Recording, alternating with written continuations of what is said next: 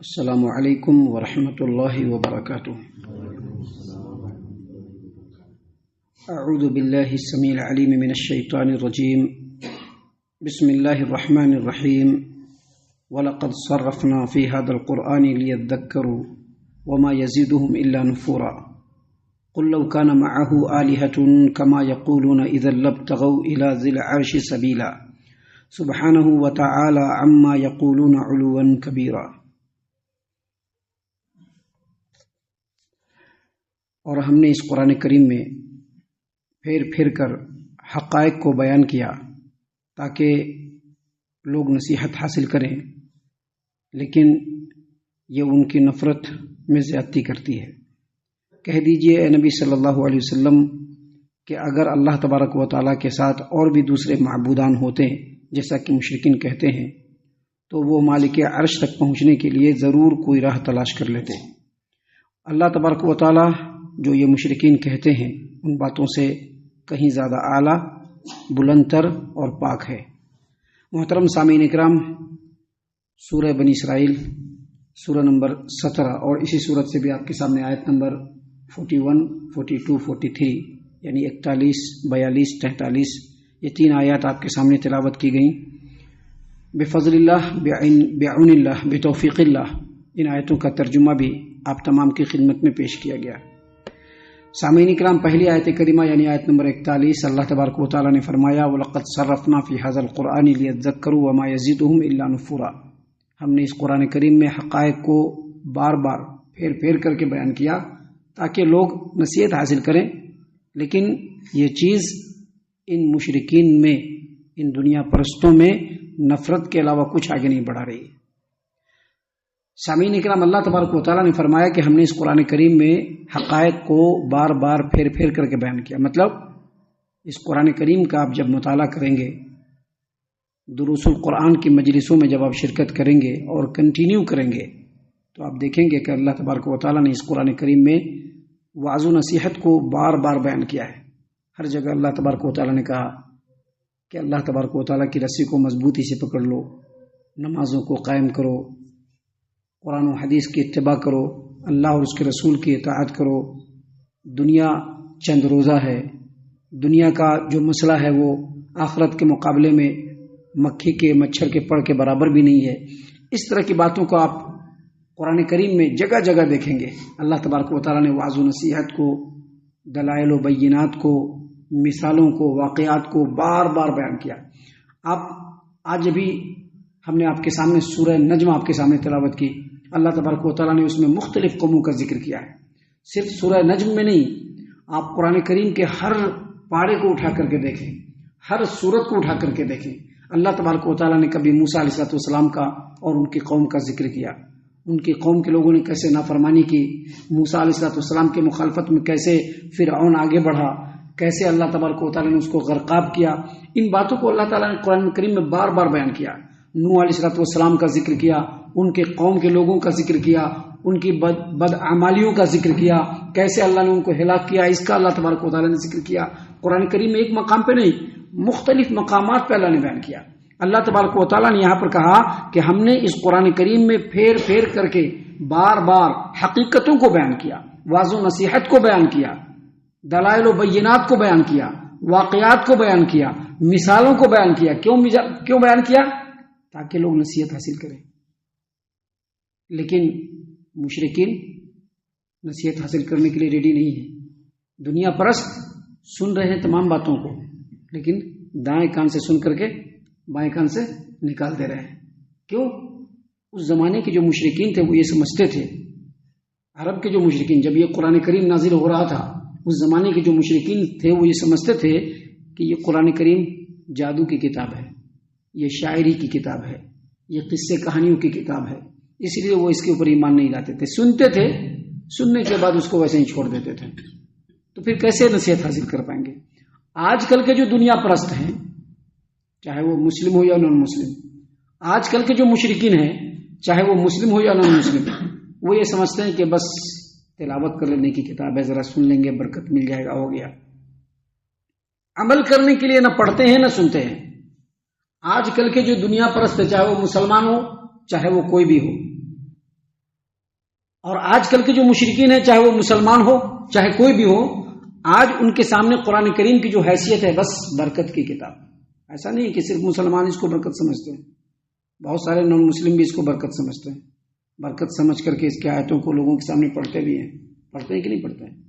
بہت سارے مسلمان، بہت سارے نان مسلم پڑھتے بھی ہیں. ابھی کچھ ہی دنوں پہلے سنسد کے اندر انڈیا کے ایک نیتا نے قرآن کریم کے سورہ طٰہٰ کی آیت کو لوگوں کے سامنے پیش کیا. کیوں؟ کیونکہ وہ سمجھتے ہیں کہ دھارمک کتاب ہے، برکت کی کتاب، بس نصیحت حاصل کرنا نہیں ہے، اس کان سے سننا ہے، اس کان سے نکال دینا ہے. اللہ تبارک و تعالیٰ نے فرمایا کہ وَلَقَدْ صَرَّفْنَا فِي هَذَا الْقُرْآنِ لِيَذَّكَّرُوا وَمَا يَزِيدُهُمْ إِلَّا نُفُورًا. ہم نے اس قرآن کریم میں حقیقتوں کو، دلائل کو، براہین کو، بینات کو، مثالوں کو، واقعات کو، واعظ و نصیحت کو پھیر پھیر کر کے بیان کیا. کیوں بیان کیا؟ لِيَذَّكَّرُوا، تاکہ لوگ نصیحت حاصل کریں، اپنی زندگی کو سمجھیں، زندگی کی قیمت کو سمجھیں، دنیا میں اللہ نے کیوں پیدا کیا ہے اس کو سمجھیں. لیکن وما یزیدہم الا نفورا، اس قرآن کریم کے بار بار بیان کرنے سے ان کے درمیان نفرت کے علاوہ اور کچھ آگے نہیں بڑھا. آج اس زمانے میں جو مشرکین تھے ان کے سامنے جب قرآن کو آپ کہیں گے کہ نہیں نفرت کہاں ہے، ہو سکتا ہے آپ کے دل میں آئے بات کہ نہیں نفرت کہاں ہے، ہو سکتا ہے آپ کے دل میں بات آئے تو اس کو ہم واضح کر دیتے ہیں. اس زمانے کے مشرکین کے سامنے جب قرآن کریم پڑھا جاتا تھا تو وہ کیا کرتے تھے؟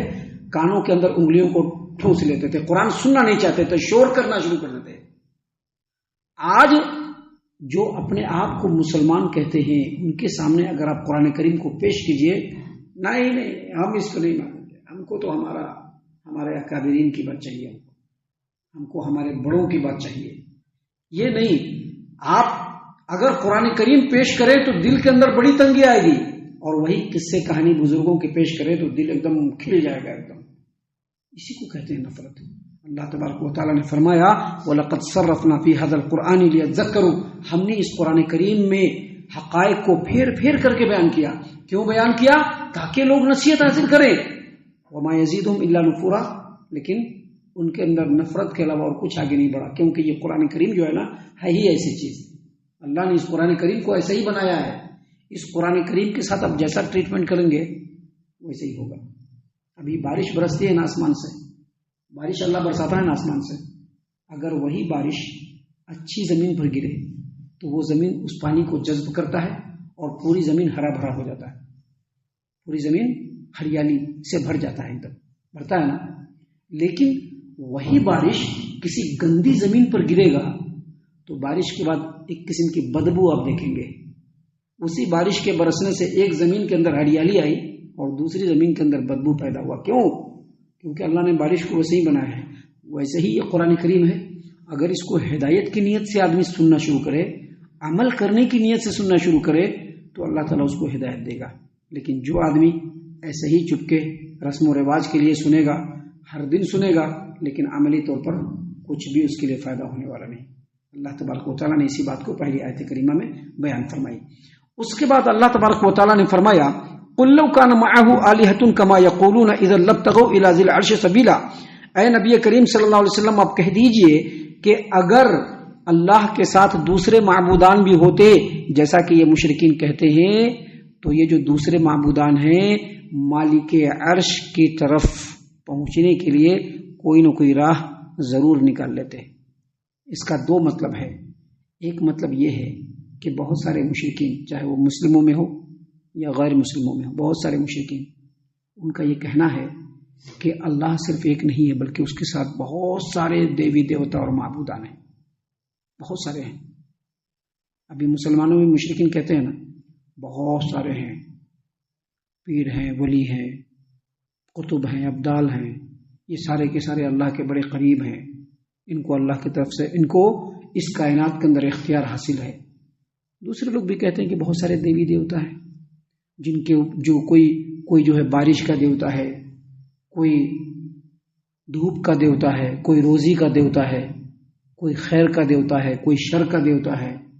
ایسے ہی مشرکین کا کہنا ہے کہ اللہ کے علاوہ بہت سارے معبودان ہیں. لیکن ان کی یہ بات دو طریقے سے غلط ہے. پہلا، اگر اللہ کے علاوہ دوسرے معبودان ہوتے اور اگر ان کو بھی اختیار ہوتا تو آپ کو یہ معلوم ہے کہ اس روئے زمین پر بھی اگر کسی کو با اختیار بنایا جاتا ہے یا کوئی اختیار والا ہوتا ہے تو اس کی چاہت کیا ہوتی ہے کہ ہم کو جو پاور ہے اس میں اور زیادہ اضافہ ہو. ہم کو اگر جتنا پاور ہے تو اتنا پاور ملنا چاہیے. ایک بادشاہ فار ایگزامپل ایک بادشاہ جو ہوتا ہے, جو اس روئے زمین پر بادشاہ ہوتا ہے, وہ ایک ملک کا مالک ہوتا ہے, لیکن اس کی چاہت کیا ہوتی ہے بازو والے ملک پر بھی حملہ کریں اور حملہ کر کے اس ملک کو بھی اپنے ملک میں ملا لیں. ایسا ہوتا ہے کہ نہیں ہوتا؟ ہوا ہے کہ نہیں ہوا ہے؟ ہوا ہے کہ نہیں ہوا ہے؟ آج کئی ملک کے لوگ دوسرے ملک کی زمینوں کو, کئی ملک کے جو ہے حکمران دوسرے ملک کے زمینوں پر قبضہ کر کے بیٹھے ہوئے کہ نہیں بیٹھے ہوئے, جھگڑے ہو رہے ہیں لیکن چھوڑنے کے لیے ریڈی نہیں. کیوں؟ کیونکہ ان کی چاہت ہے کہ ہمارا ملک تھوڑا اور بڑھ جائے, تھوڑا اور بڑا ہو جائے, تھوڑا اور اس میں اضافہ ہو جائے. ویسے ہی بادشاہان کیا کرتے تھے, ایک ملک کے تو بادشاہ ہوتے تھے لیکن دوسرے ملک کے اوپر حملہ کر کے اس ملک کو بھی اپنے بادشاہت میں ملا لیتے تھے. اللہ تبارک و تعالیٰ نے کہا کہ صدیوں سے ان جھوٹے معبودوں کی لوگ پوجا کر رہے ہیں. کیا کبھی یہ جھوٹے معبود اللہ کے اوپر حملہ کر کے اللہ پر غلبہ حاصل کر پائے؟ نہیں کر پائے. اس کا مطلب ہے کہ اللہ کے علاوہ کوئی صاحب اختیار نہیں. اس کا مطلب کیا ہے؟ اللہ کے علاوہ کوئی صاحب اختیار نہیں, کوئی پیر بابا صاحب اختیار نہیں, کچھ نہیں کر سکتے ہیں, وہ کچھ نہیں کر سکتے ہیں. کوئی مزار والا کچھ بھی نہیں کر سکتا ہے, کوئی دیوی دیوتا کچھ بھی نہیں کر سکتا ہے. صرف ایک اللہ ہے جو صاحب اختیار ہے. وہ جو چاہے گا وہی ہوگا, جس کے ساتھ جو چاہے گا وہی ہوگا. اللہ کے نہ چاہنے سے اس روئے زمین پر ایک پتا بھی کھرک نہیں سکتا ہے. ایک مطلب یہ ہے اس کا. دوسرا مطلب یہ ہے کہ یہ جو مشرکین اس زمانے میں بھی اور آج کے زمانے میں بھی, جب یہ قرآن کریم نازل ہو رہا تھا اس زمانے میں بھی اور آج کے زمانے میں بھی, مشرکین کا ایک خیال ہے جو لوگوں کے سامنے پیش کرتے ہیں عقیدے کے طور پر. وہ کیا خیال ہے کہ ہم جو دیوی دیوتاؤں کی پوجا کر رہے ہیں, یا ہم جو پیر اور ولی اور قطب ابدال کو جو پکار رہے ہیں, ہم اس لیے پکار رہے ہیں کہ یہ اللہ کے قریبی ہیں اور یہ ہم کو اللہ سے قریب کر دیں گے. صدیوں سے عبادت کر رہے ہیں, کہاں اللہ سے قریب ہو پائے؟ آج بھی وہی حال ہے, وہی بے راہ روی ہے, وہی بدترینی ہے, وہی جو ہے بے نمازی پنا لوگوں کے اندر موجود ہے. کوئی اللہ کے قریب نہیں کر پا رہا ہے. اس کا مطلب یہ ہوا کہ اگر یہ جھوٹے معبودان جس کی عبادت کی جاتی ہے, جس کے سامنے سر کو جھکایا جاتا ہے, جس سے مرادیں مانگی جاتی ہے, اگر یہ واقعی معبود ہوتے تو اب تک لوگوں کو اللہ سے قریب کر دیتے, لیکن ابھی بھی لوگ اللہ سے قریب نہیں ہیں.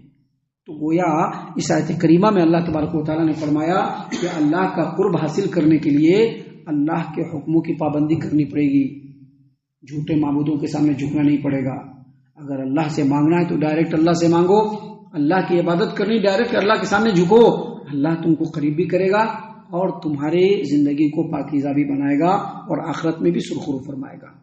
سامعین کرام, آگے اللہ نے کہا سبحانہ و تعالی عما یقولون علوا کبیرا.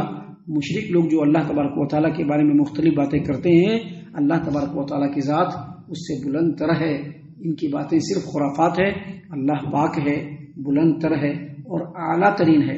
اللہ کے مقابلے میں کوئی نہیں, نہ اس کا کوئی ہمسر ہے, نہ اس کی کوئی بیوی ہے, نہ اس کا کوئی اولاد ہے. وہ ہر چیز سے بے نیاز ہے, اکیلا ہے, واحد ہے, یکتا ہے. ہم اللہ سے دعا کرتے ہیں کہ اللہ تعالیٰ ہم تمام کو ان تمام باتوں کے اوپر خوب غور و فکر اور تدبر کرنے کے ساتھ ساتھ ان باتوں کے اوپر عمل کرنے کی بھی توفیق عطا فرمائے. آمین. اللہ تعالیٰ ہم تمام کو صحیح معنوں میں پکا سچا مومن مسلمان بنائے. اللہ اور اس کے رسول صلی اللہ علیہ وسلم کی اطاعت و فرما برداری کرنے والا بنائے. صحابہ کرام رضی اللہ عنہم کے طریقے پر چلنے والا بنائے. جنت الفردوس میں جگہ عطا فرمائے. اے اللہ ہم تمام کو جہنم سے پناہ دے. اے رب العالمین ہم تمام کو جہنم سے پناہ دے. اے مالک الملک ہم تمام کو جہنم سے پناہ دے. آمین یا رب العالمین. وما علینا الا البلاغ المبین.